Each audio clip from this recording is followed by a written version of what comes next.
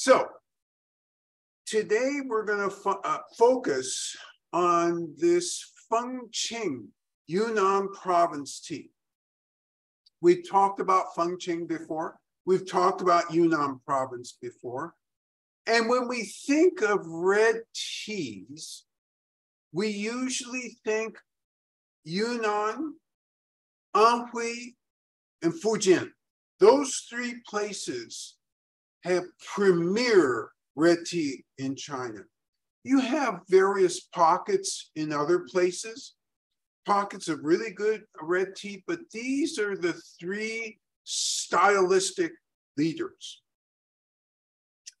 Before we go too deep into this, let me tell you the result of last week's situation. Last week's mix-up, actually, and your fabulous performance in catching that is going to lead to a very interesting fall and winter for all of you, because we're going to have lots of blind teas that you will evaluate and tell me what they are. And we're going to kind of turn this upside down, because you are all so good that you'll probably shred the fall and winter surprise teas. I'm looking forward to this. I hope you are also. All right. Yunnan, Southwest China. Realistically, possibly, quite likely to be the home of tea. And by home, I mean tea really seems to have originated there. You have some literature which argues, oh, no, there's this valley in Sichuan where small leaf originated, but there's not compelling evidence for that. The compelling evidence is that tea migrated from Yunnan, and as it entered different terroirs, changed.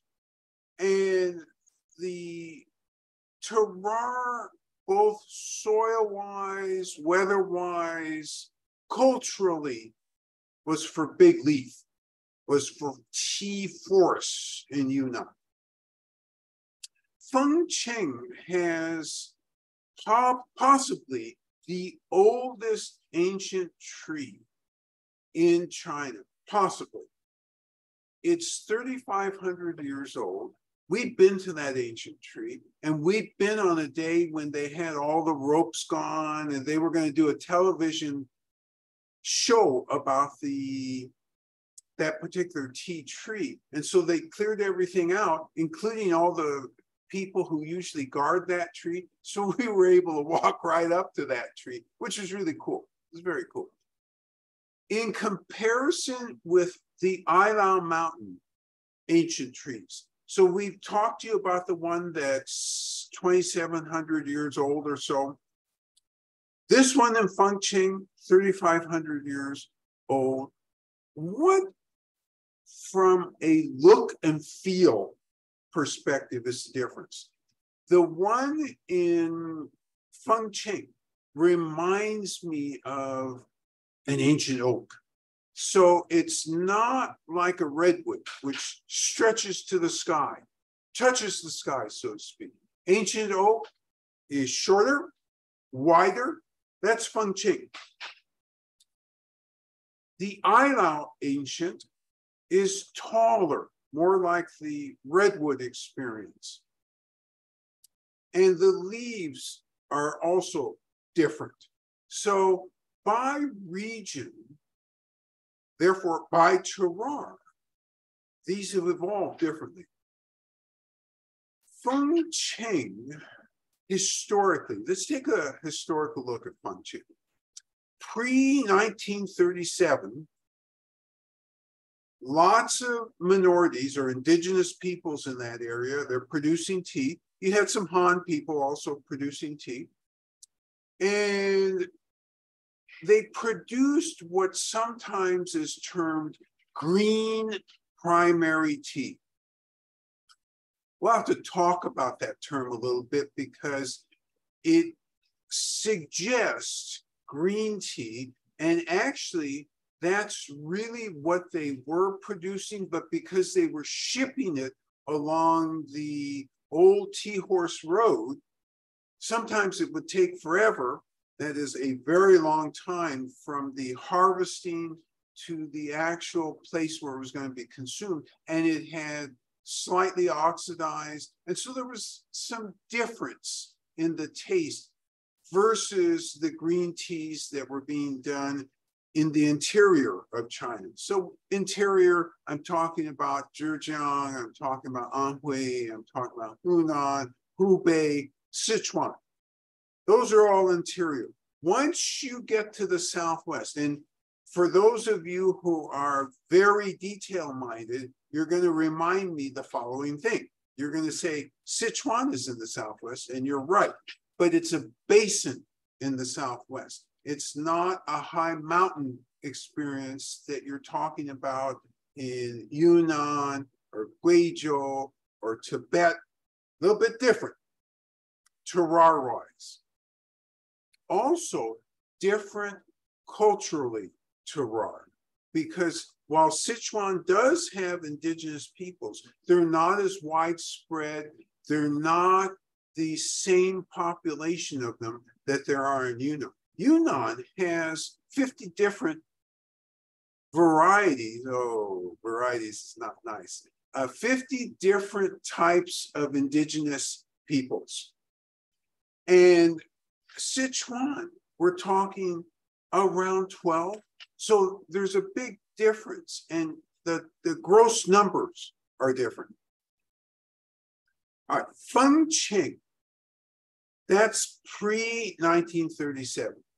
So what happens in 1937 that makes everything in the tea world go upside down? Well, let's go back to 1931, as a matter of fact. 1931, an event occurs that's going to change the Chinese tea world, although they didn't know it at the time. Japan invades China.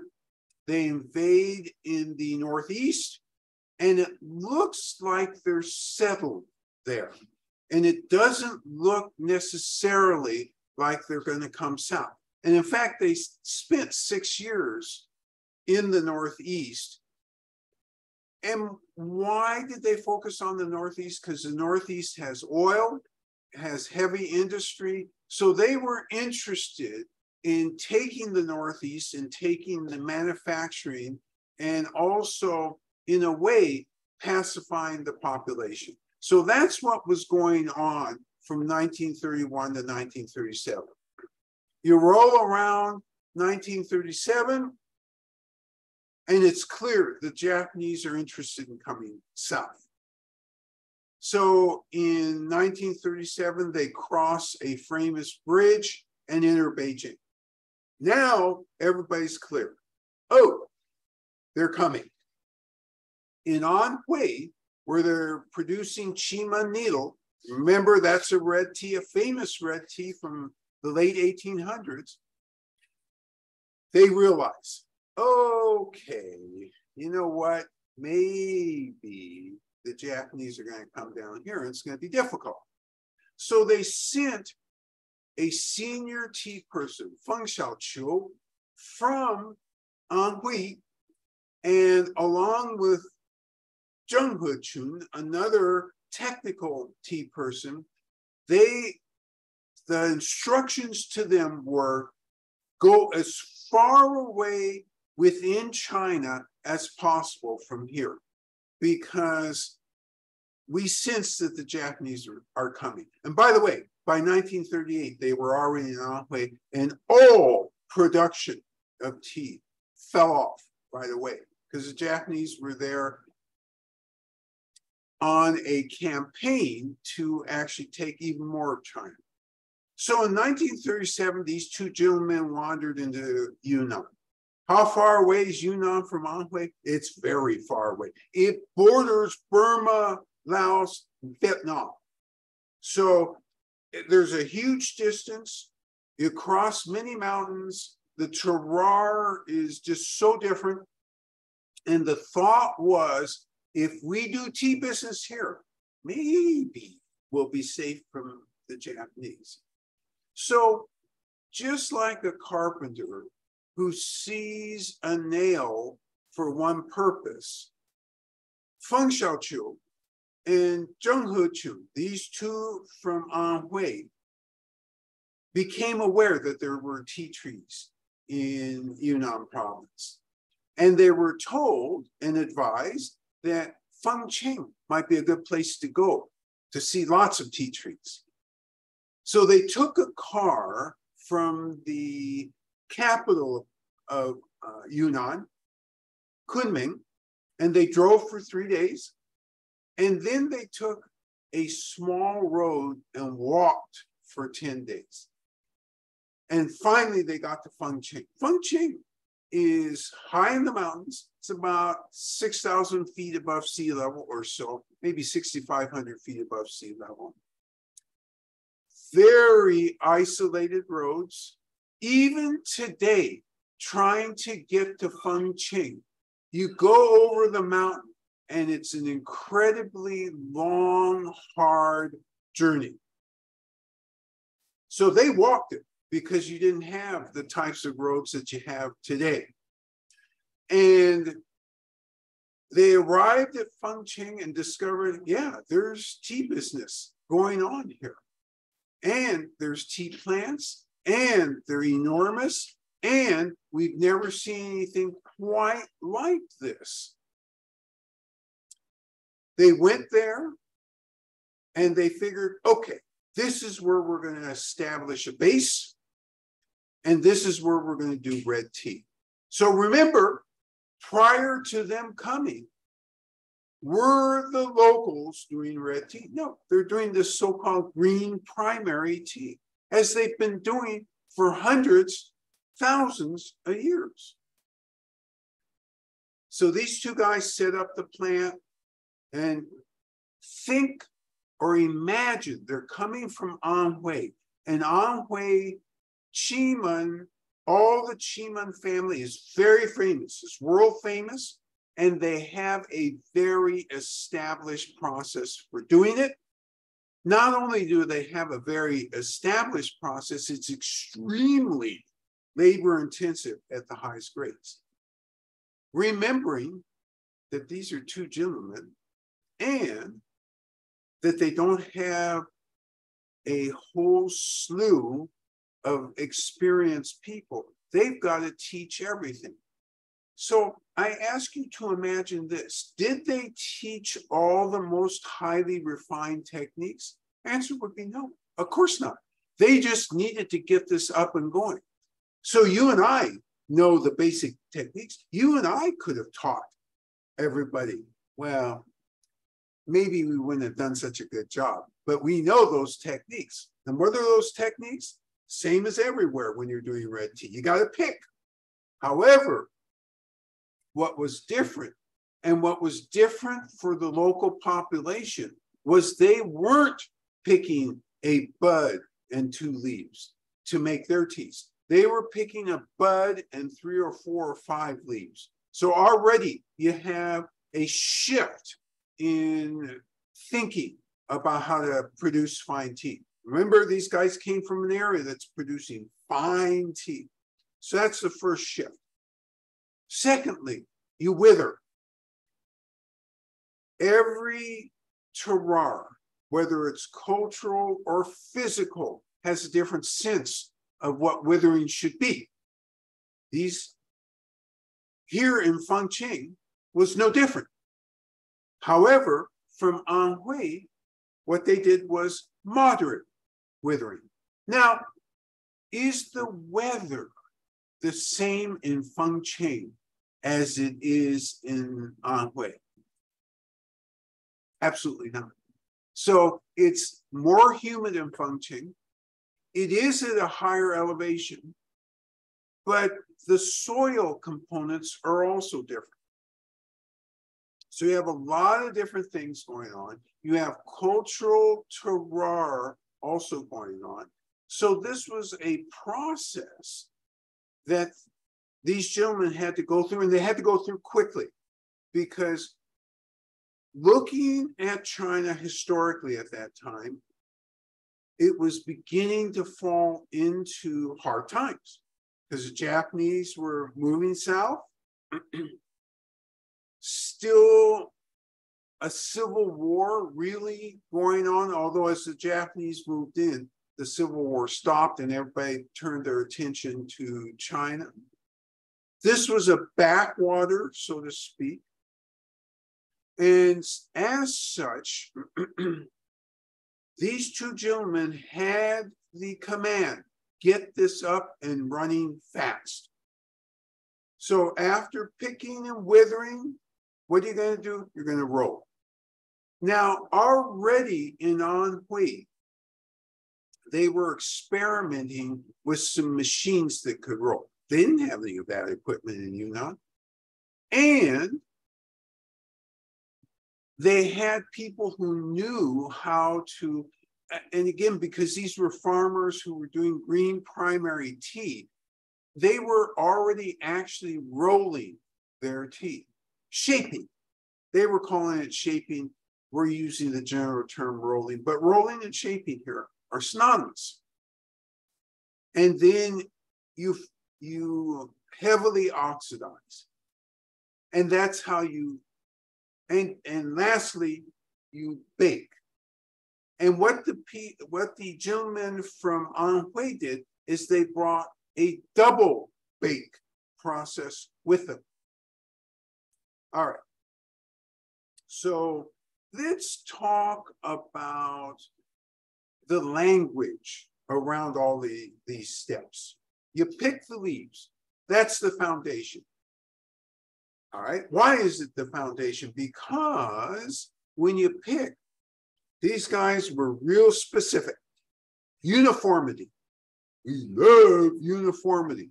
And why is uniformity so important? Because you're not going to chop this up and put it in a tea bag. You don't need any uniformity with chopping it up and putting it in a tea bag, but you need big uniformity, lots of uniformity if you're going to make it loose leaf. Because if you don't have uniformity, the results will not be uniform. So uniformity of pick, foundation. Second step, the premise, withering. So withering, really the decision is how long? What state should the leaves be in? And remembering every region down to every county that's doing tea has a different sense of what that withering should be. Hey, and think about this. In Anhui, small leaf tea, Fengcheng, gigantic leaf tea. Wow. We have to think about withering a little differently. So they worked with local people to decide, okay, this is about the right place to wither. Then from foundation and premise, you move to the key. The key is rolling or shaping. Why is that the key? Because again, you have such a huge range of possibility. You can roll and shape for a half hour, for 10 minutes, or an hour and a half, or even longer.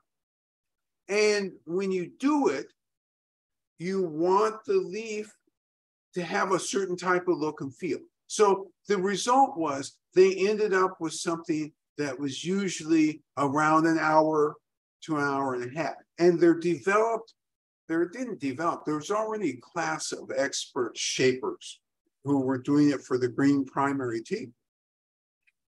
So this class worked at the factory. And as they worked at the factory, then you came to the guarantee. What do I mean by the guarantee?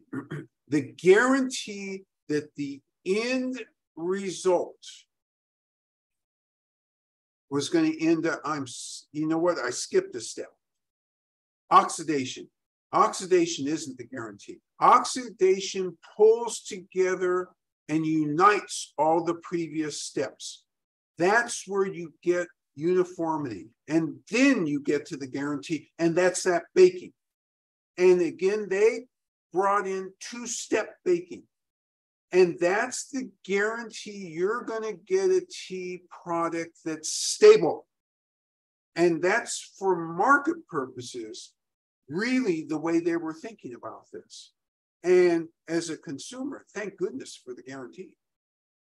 Because you don't have the guarantee, that stuff molds or it changes flavor. You don't want that. You want the guarantee that the quality is going to be uniform and long-lasting. So this is what they set up. Now, as they set this up, what else happened? They're thinking to themselves, well, you know, back in Anhui, we used to have these additional 12 to 15 steps that would make the tea very, very fine. Can we introduce into this production line 12 to 15 steps? They thought about it and they said, you know, let's be practical. Let's introduce the 4 or 5 most important steps. And what they were talking about was sorting, sieving, winnowing, and then a last fine baking. That's what they were talking about. So when you look at Yunnan red, so you'll see in the market, Yunnan red, Yunnan black, all sorts of names, Dianhong. These all refer to teas that are what in the West are called black teas, heavily oxidized.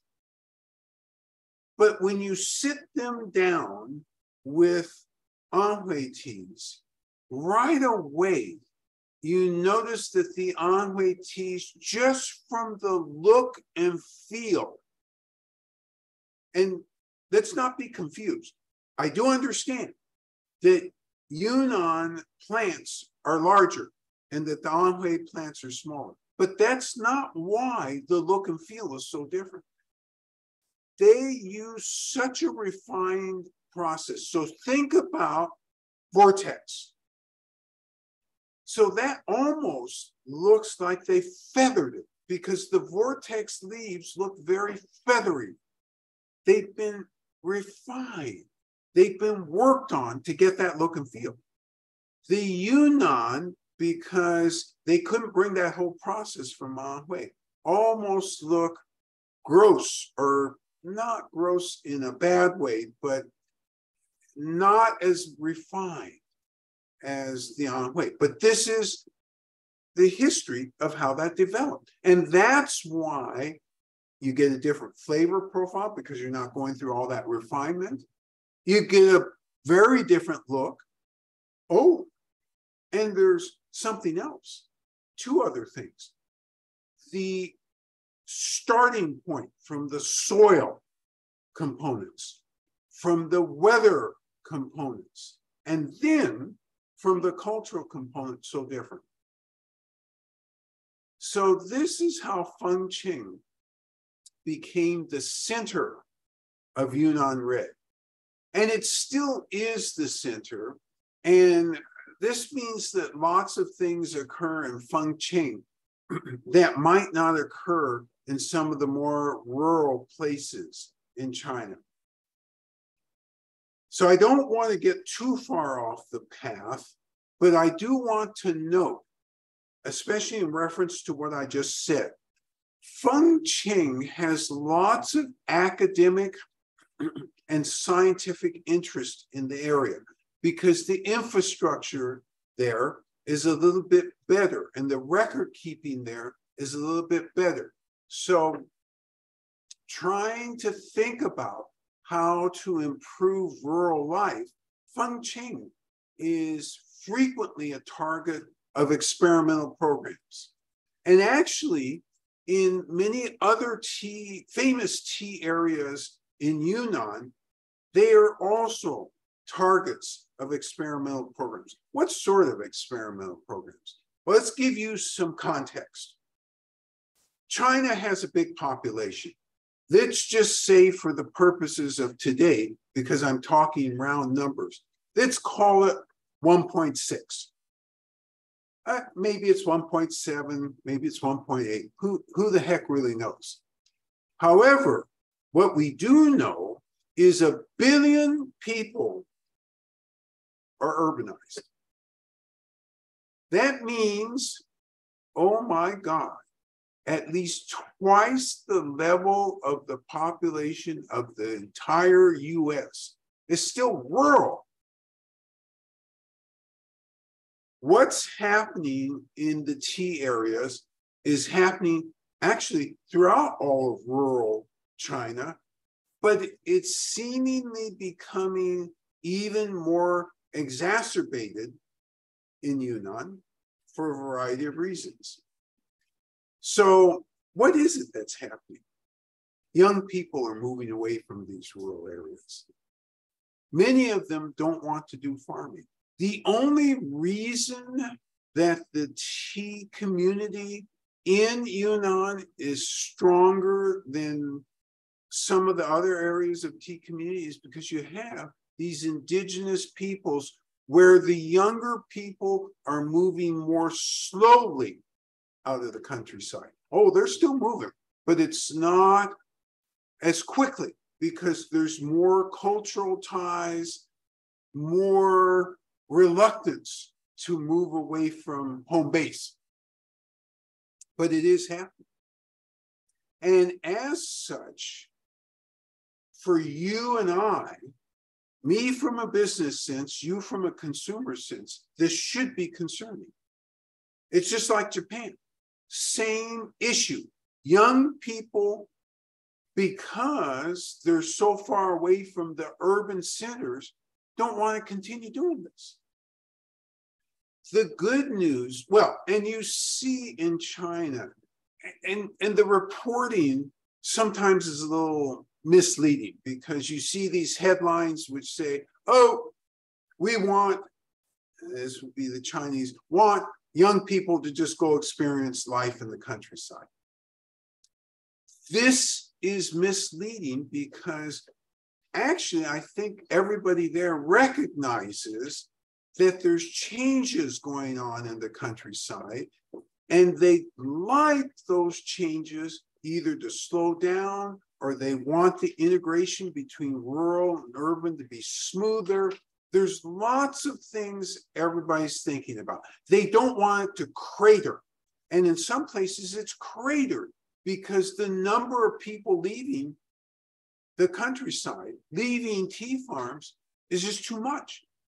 And how can you continue doing farming if young people aren't there? Yes. It's really interesting when I think about this combined with what you shared previously as well about the change in weather patterns. So when you have possible relocation of plantings needed at some point for the highest quality to continue, and then the people must follow, and they must also have the cultural expertise and inclination, and as well as the technical training. That's a high bar. That's a high bar. Is that something that the Chinese Tea Institute is thinking about addressing? Love this question because it combines global warming with this issue of how rural life is changing, all of these things together. And the questioner is really asking, is this Herculean task even doable? Is it possible to make changes and enough changes to incentivize people to continue doing farming, doing tea farming, production? And that's a really, really good question. And the answer is, well, let me back up before I say the answer is, it clearly is a high bar to achieve. So what are the Chinese trying to do to achieve a slowdown or achieve integration, better integration to achieve the idea of having rural youth continue in the traditions. Good. So I gave you a little clue in the language I just used. That was unintentional, but the clue is there. They're changing the traditions. So we'll talk about this in a minute because this is very important. And the traditions of how to actually produce these teas is what they're changing on one hand. So they're going from the handcrafted into a more mechanized. So first step. Second step is that the scientific institutions there are trying to look at ways to make the tea crop more amenable to mechanization and to make farmers' lives easier. It's really hard to deal with the question of change in climate. It's really hard because even here you see the inconsistency of change in climate. Oh yeah, it's changing. 10 years of drought followed by 1 year of flooding. Maybe this next year of flooding. Yeah, that's a change. China, because of pollution issues and because of climatic issues, is also facing this problem. And there isn't yet a conclusive way to deal with this. The Chinese, a long time ago, realized in the north that the desert was encroaching. Oh my goodness. The desert was encroaching and all of you are getting thirsty and parched and dry. That's what it took to remember. It's like the desert in your mouth is approaching. Exactly. So the tea master, who's been several times giving me the eye that we need to do something, is going to come up and she'll demonstrate how to brew Runway Star, and we'll all enjoy it. Yes. Sophie. Yes, Sophie. Yes. Hey, good morning. 早上好。你好吗？说，哎呀，我很好。Yeah, so we do. Oh my God, I really. So today we do Runway Star. This is right. Take a loose leaf, everybody. So the looking at loose leaf, I think it's in color. So I think this one, you know.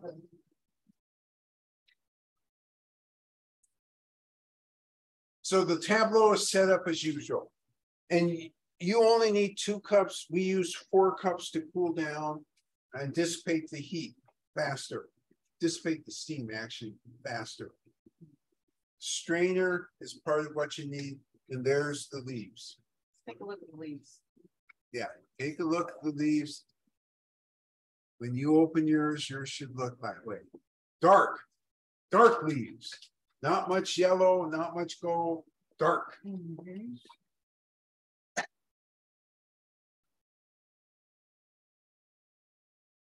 By the way, this varietal is famous throughout China. Runway Star. And there's a couple different types of this varietal. And I'm not going to tell you what the flavor profile is, but one of the reasons it's so popular is because of the flavor profile. We'll see.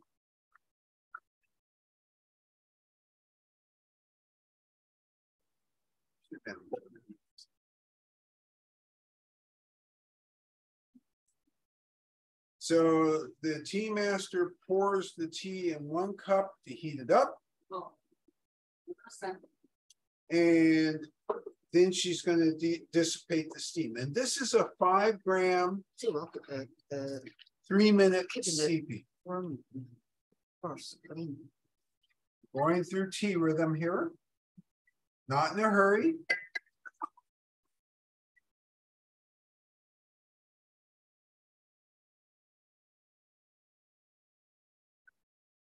So this was the pour through the glasses. Actually, we're not dissipating the steam with this. This one was simply to heat the glasses. 200-degree water is what she used. Heat the glasses, and then she's going to now go through the process of dissipating the steam with 175-degree water. What's the vintage of this tea, please? This is a 2000. This year almost 17, I think. your Is that age. correct? Yeah. Yeah, the age. Yeah, 2017. That's not the age. We got it in the year 2017.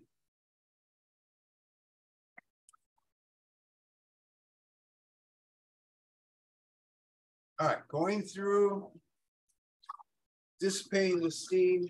I'm setting the timer for 3 minutes.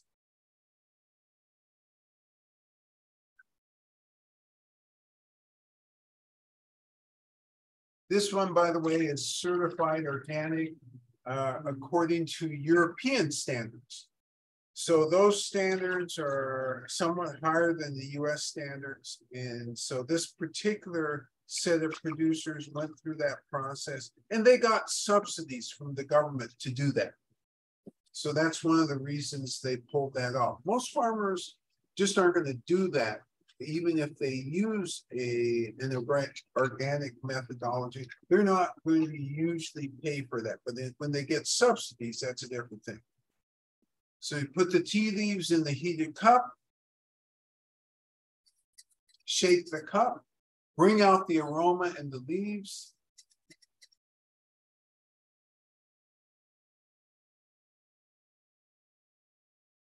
And then in order to be able to pour more accurately, tea master uses a kettle with that spout, easier to control. Trying not to pour directly on the leaves. And we start this process.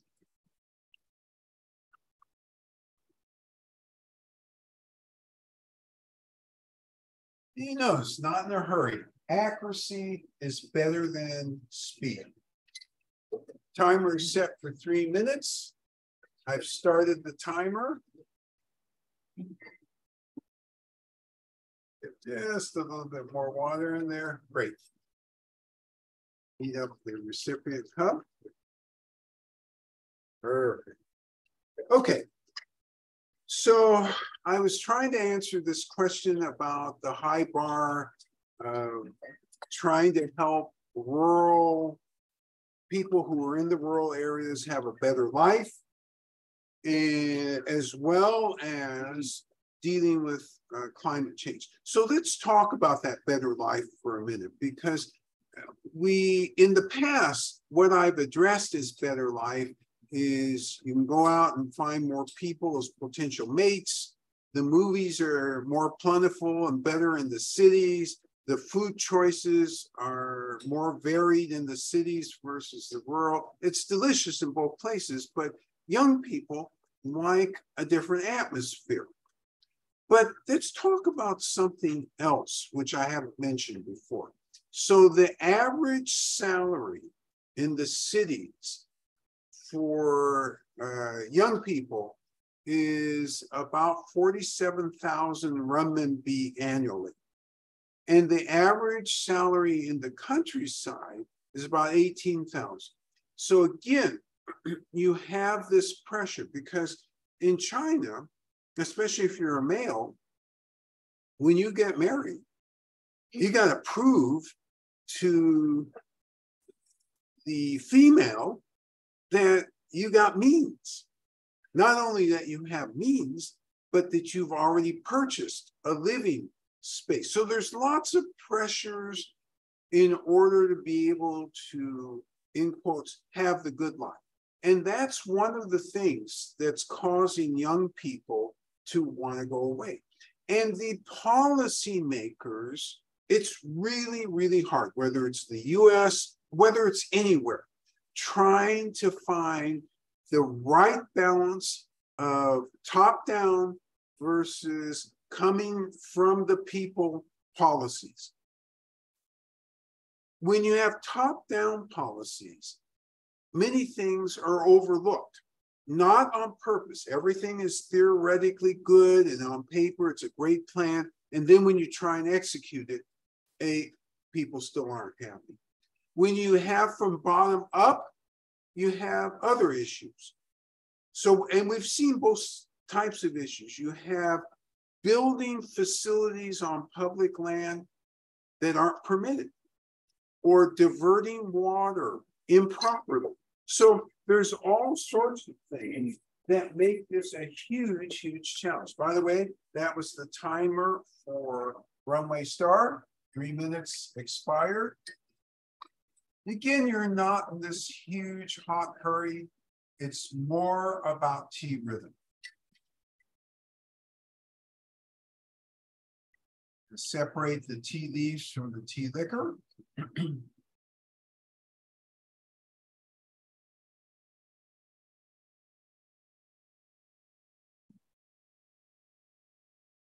Not in a hurry, just in good rhythm.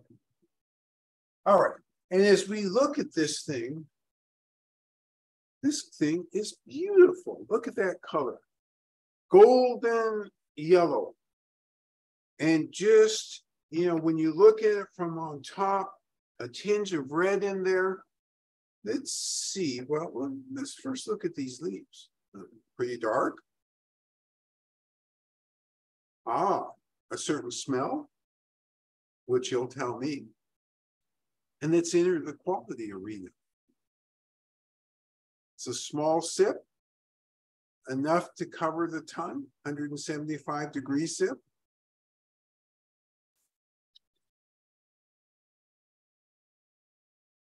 You roll it around in the mouth, ascertain where the astringency is or isn't.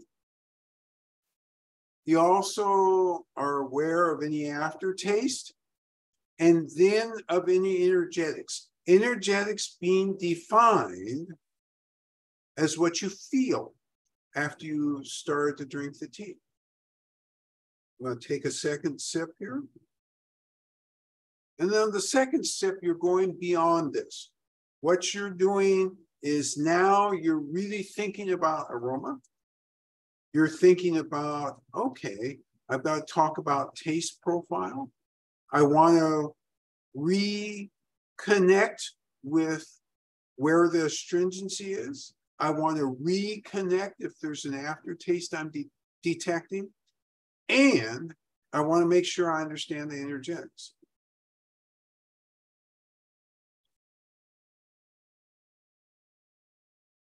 Okay, it's your turn to brew.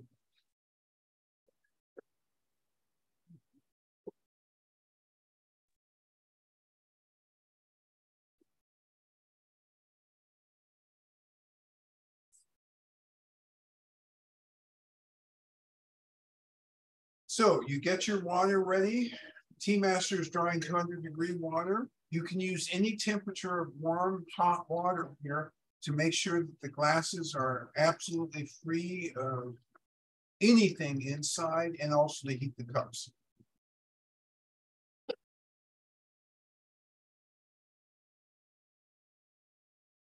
When we started brewing, you were talking about a desert. I was talking about trying to reverse the issues with the destruction of forest in northern China and how they have been working on this for so many years with relatively little success. And so that's why I'm saying the issues around climate change are much longer, much harder to solve than these issues about, well, how do we incentivize young people to still stay on the farm? So you're right, it's a high bar. When you put those two together, almost an impossible bar right now, because it's hard to tell where global warming is going. I mean, yes, the globe is getting warmer. I understand that. But on a local basis, terroir-wise, where it's going, really, really hard. and therefore to have the right policy. Don't know yet. Just simply don't know. But that was a great question. I appreciate that one.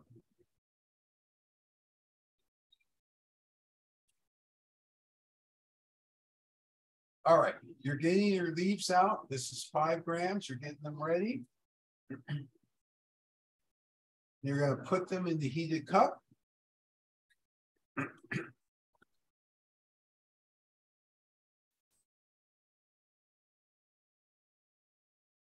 Then you're going to take a look, shake them, heat those leaves. Going to set your timer for 3 minutes.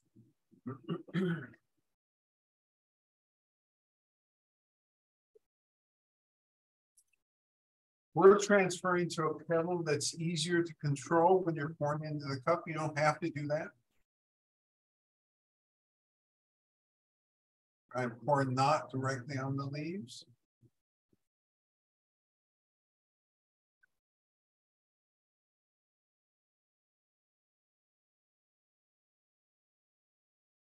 And you go ahead and start your timer. 3 minutes. All right.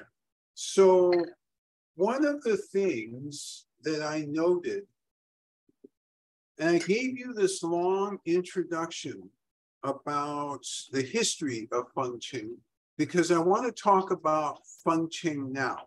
And it's still centered around that original factory that was built, because that factory is in close proximity to ancient trees, to old trees, and new material. And in fact, that area has been converted into a historical area that one can go visit to see a little bit of history about feng qing. It also has been converted, a part of it, to source material. So what do I mean by that? This is all over China. There are these institutes that the scientists have. And what they do is they save and collect source material, ancient to present, and they use that when they're thinking about hybridization and new varietals. And so there's no exception. They've done that here, or they've done that in feng qing as well. So you have old thought, you have a cultural, an intangible cultural relic in the ancient tea trees and in the techniques. Now, the techniques of brewing, not brewing, but processing aren't ancient, but they are, in some ways, they do belong to this cultural, intangible portion of feng qing history. So there's a new person who is in charge of that institute. He came in charge in 2021 or 2022. A younger chap. What's this guy's background? And by the way, this shows you one of the ways that young people can, in fact, still be helping rural, still be a little bit more urbanized. And that's by going to agriculture universities and getting into the science of tea, or the complete science of local plants. And those people are getting jobs in places that are moderately urbanized, sometimes extremely urbanized, and then they're traveling to the rural areas. And so we see a lot of young people in these jobs, and it's an ideal bridge. All right, your timer has gone off. You're going to separate the tea leaves from the tea liquor. Not in a hurry.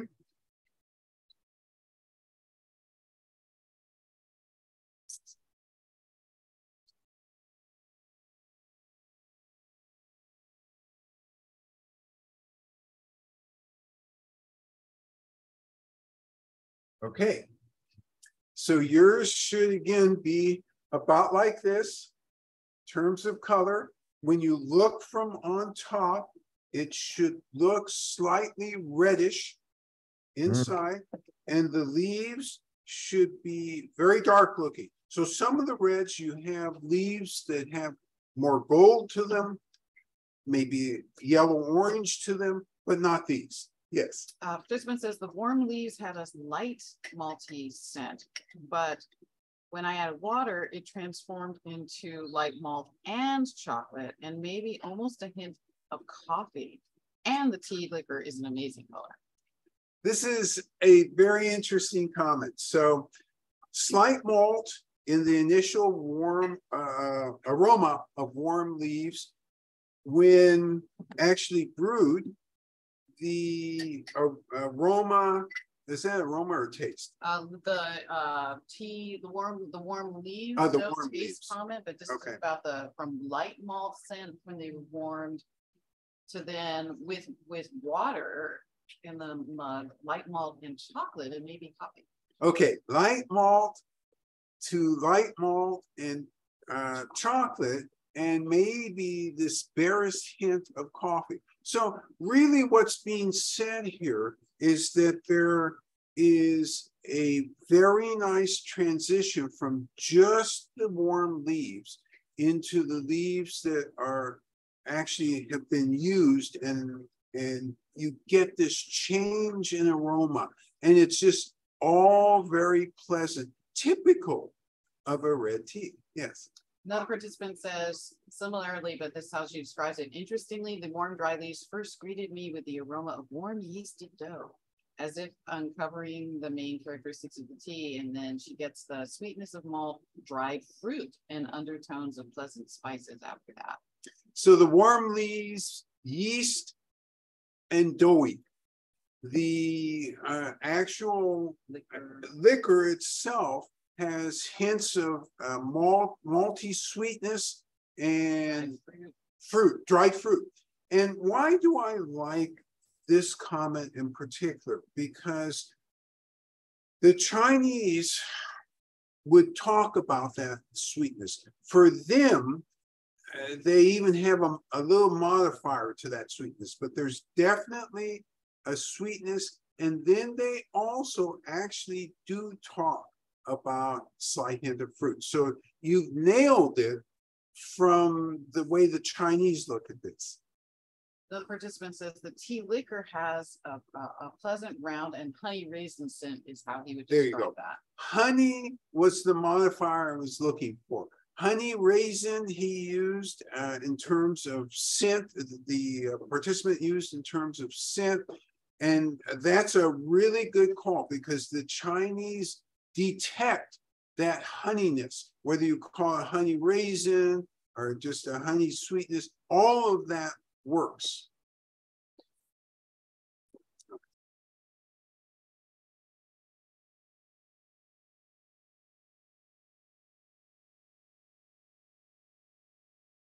While you're continuing to think, I will continue to talk. Oops, one more comment. The high clarity of the tea liquor combined with its color makes it seem like it's glowing when he holds participant holds it up to the foggy sky. I love this comment because first off, I didn't think of it, and darn it, I wished I had, because it does have a sense of glowingness, and I just couldn't get that in words, because when I look down on it and get this little hint of red, it is like a glowingness of the tea liquor itself. So great catch on that. All right. So I'm talking about this chap who's head of the Institute in Fengqing, and this is Scientific Institute, and he's talked about the history of Fengqing tea. And really, as he talks about the history, he talks about and asks the question, what should we be doing today? And I gave you the wrong date that he started. He started in 2019. I suddenly remember. And there's an importance to this because his question, rhetorical question is, what should we be doing as we move forward in the tea industry? And he's looking at all the factors we just discussed. And his conclusion, and this represents, by the way, a gradual conclusion that's spreading across China. Everywhere we go, we're hearing some of this. You have traditionalists versus people who understand tradition, but are believing we should change with the times. This gentleman belongs to that. So they're looking to mechanize more portions of the processing. But even as they think of that, they use a different language. The language they use is, we need to be able to standardize at a higher level. So he talks about it actually from a consumer point of view rather than a producer. Producer point of view, make it cheap, make it easy, make me rich. He didn't say any of that. Instead, he talks about from your and my point of view. Give me something that's predictable. Now, you and I also have tolerance and actually enjoy the fact that it is unpredictable when it's completely hand done. And therefore, year by year, you have different craft results. And that's fun. That's fun. But so let's talk a minute about which way might be the right way. So neither is the right way. So let's start right there. Both of them, you can get rich. Because again, if you are making a highly crafted, it's just like these small wineries and small vineyards, small craft beer makers. If your product, if your end product is good enough, people will pay pretty much anything to drink it, to get it. Same with tea.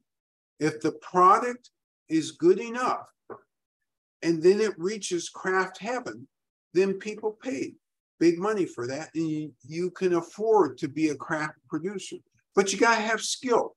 You can't just wake up one morning and say, well, my family's been in the tea business for 10 generations.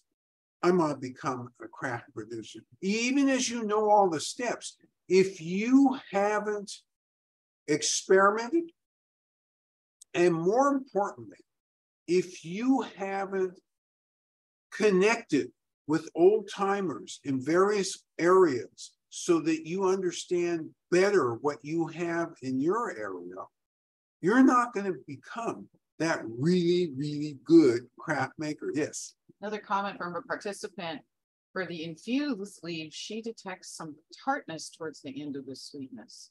Oh, that's interesting. So this participant detects tartness at the end of the sweetness. What I detect is an initial hint of sweetness and then a rolling back to a little bit more earthiness. That's how I sense it. I don't quite get the tartness, but that doesn't mean you're wrong. Zero problem with that comment, especially the language you use. I'm completely on board with that. I just haven't gotten it yet. But you clearly get, it moves from sweet into something else. And there is no question that this is one of the things that makes this tea interesting. So you take a gold tip. For those of you who've had gold tip, you drink it, this honey. This is honey. Third sip, hey, it's still honey. It's sweet honey. Eighth sip, wow, that honey is really good. No change, a uniformity throughout. This is interesting because it doesn't have that uniformity.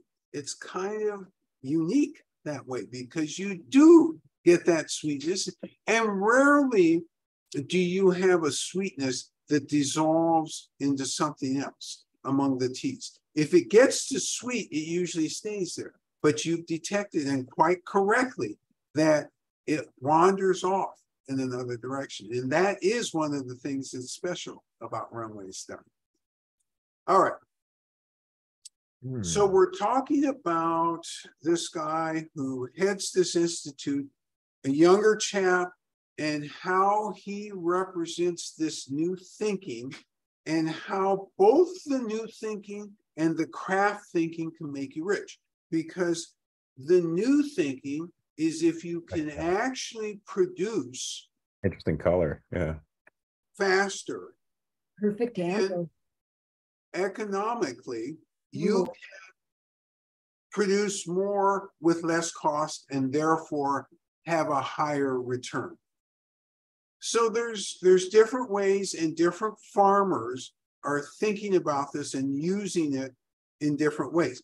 But it shows you that the tendency from scientists and from local government officials is, let's get volume going.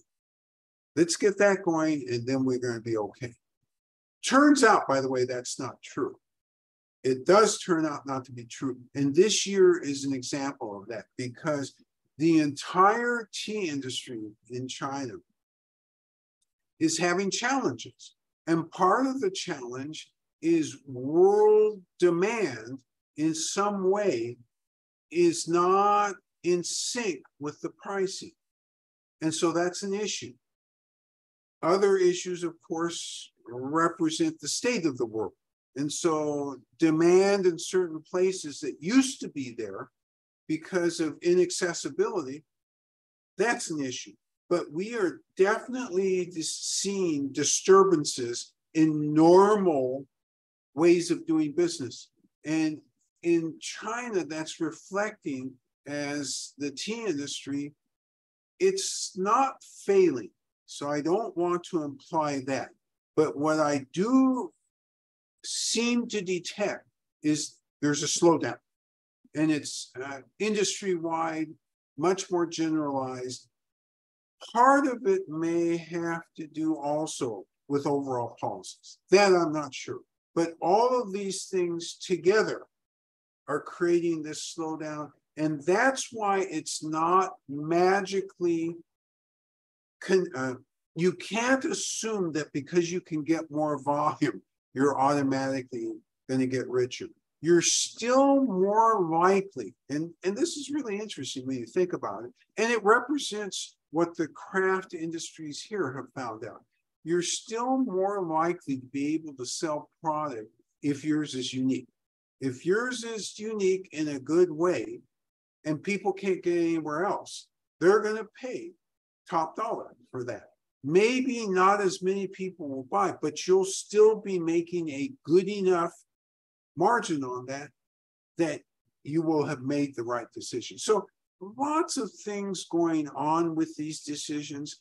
These are not automatic. What I tried to paint for you today is the picture of the complexity of the issues that decision makers have, the picture of the complexity that farmers have to face in terms of which direction do I want to go, and the challenges of trying to keep young people on the farms. Science is one great way, again, to bridge that. And those young people who've entered the science fields, agricultural science, what I'm talking about, successfully, are having a benefit from doing that. And from those fields, they can move to other fields. We've seen this. Some young people have done the science field, been successful with that, but then have had the itch. Hey, you know what? I'm going to open my own tea shop because I've gone everywhere. I understand the science. I know all these farmers. I'm going to be able to produce, not produce, but create a premium tea shop that people will be blown away with. We've seen several scientists go that route, and they've been very, very successful. So it gives people more choices when they have that as a background. So these are all the things I've tried to present today. As usual, not a surprise to any of you, I've overtalked. Great commentary today. I really appreciate your commentary. Look forward to next week. We start a brand new series next week. And I've forgotten what the first T is next week, but for next week, yeah. No. Next week we have a new yeah, I've forgotten what it is, but it'll be something good. Oh, you know what? I think it is I believe it is which yes. Erudition. Oh, okay. We continue in the red next week with a very fine red called Erudition. In the meantime, you guys have a wonderful, healthy week. Very much looking forward to seeing you next week. You take care now. Bye-bye. Bye-bye.